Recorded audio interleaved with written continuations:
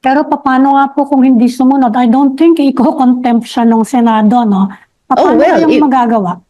Well, if push comes to shove, that is always among the broad powers of the committee. I-cite in contempt ang isang resource person for unruly behavior. Napakababa at madilim ng pagtingin niya sa ating mga Pilipino kung ngayon bahagi ng myth na susubukan niyang i-weave at hindi mabasag ay binoto siya ng karamihan natin dahil siya ay ganyan.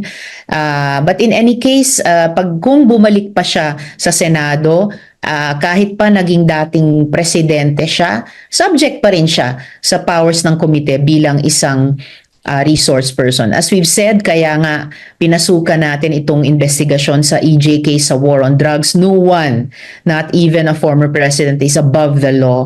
So no resource person, kahit pa former president, ay pwedeng or dapat lang i-flout, no, ang decorum na dapat ino-observe bilang pagrespeto sa Senado.